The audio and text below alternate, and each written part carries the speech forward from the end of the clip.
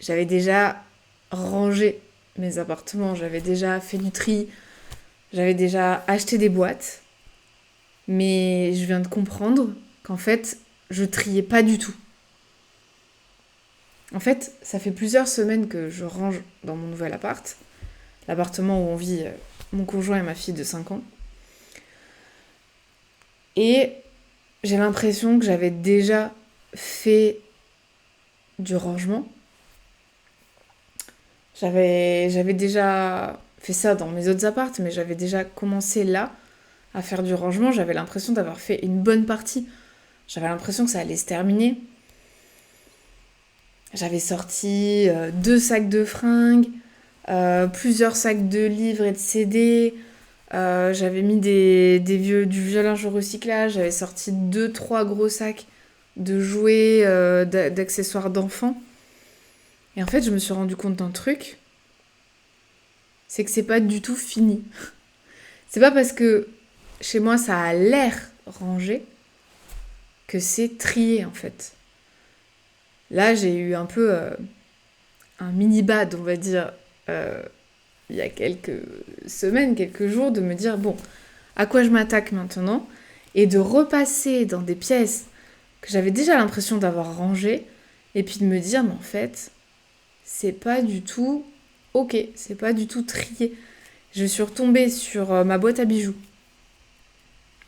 après avoir regardé quelques épisodes de Marie Kondo sur Netflix.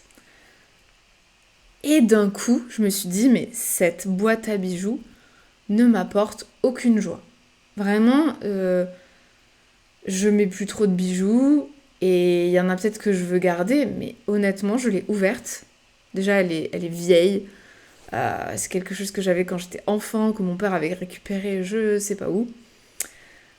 Elle est vieille, elle est en plein milieu de ma salle de bain et je ne m'en sers jamais. Alors finalement, tout ce qu'il y a dedans, c'est un tri de souvenirs qu'il faut faire et des choses, peut-être, je sais, peut-être je vous filmerai ce petit tri. Des choses, des objets, des bijoux, je sais même pas si je les ai mis une fois. Et qui me les a donnés. Et il y en a, ils sont sentimentaux. Mais franchement, ah, une boîte comme ça, grande comme ça, dans ma salle de bain que je vois tous les jours. Non. Bon, bref, j'ai des petits tics comme ça qui m'arrivent dans la salle de bain, dans mon bureau, euh, dans les boîtes, sous le lit, des, des trucs que j'ai gardés de mon enfance aussi qu'il va falloir que je trie. Et là, j'avoue, ça me fait un peu peur. Conclusion, c'est pas parce que ça a l'air rangé chez quelqu'un, ou chez moi, chez toi, que c'est trié en fait. C'est pas parce que c'est dans des jolies boîtes que c'est trié, que ça t'étouffe pas. Bon, bref. Mais donc, j'ai compris un truc important. C'est qu'en fait, ranger, c'est bien, mais c'est pas suffisant. Faut passer à l'étape du tri. Et trier, c'est choisir, c'est aller jusqu'au bout. Trier, c'est sortir le truc de chez toi. Aller jusqu'à cette étape-là. Et franchement, quand j'ai rangé mes fringues, oh là là là là, j'avais trié, hein. J'avais trié 3 4 fois. Et j'ai retrouvé des pantalons que j'avais triés il y a 4 ans. Que j'avais rangés. Enfin, que j'avais cru trier, que j'avais mis dans une boîte et qui s'étaient retrouvés au fin fond d'un placard ou au fin fond d'un garage. Là, je les ai donnés. Là, c'est, voilà, ils sont partis. Je n'ai plus besoin. Un petit jean pas terrible en 38, j'en ai plus besoin. C'est terminé. Donc, choisir, c'est peut-être l'étape la plus dure. C'est choisir qu'est-ce qu'on veut dans notre vie actuellement.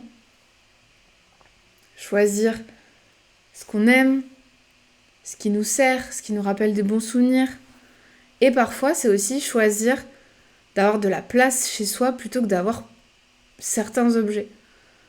Parfois, et ça aussi c'est nouveau, c'est quelque chose que j'ai découvert, que je ressens maintenant que je ne ressentais pas avant, c'est que maintenant, Je préfère avoir plus de place dans mon salon, je sais pas, pour poser une grande table, déplier une grande table quand il y aura des invités, ou mettre mon linge à sécher, mais je sais qu'il va partir, il va pas rester toute la vie à cette place du salon. Pouvoir, quand j'en ai envie ou quand j'en ai besoin, avoir un salon libre. D'ailleurs, je suis musicienne, du coup, parfois on a besoin de répéter à l'appartement, c'est ce qu'on a fait la semaine dernière. Et franchement, on avait la place de répéter dans le salon et c'était super agréable. Alors que je lutte depuis des mois parce que je veux un fauteuil jaune.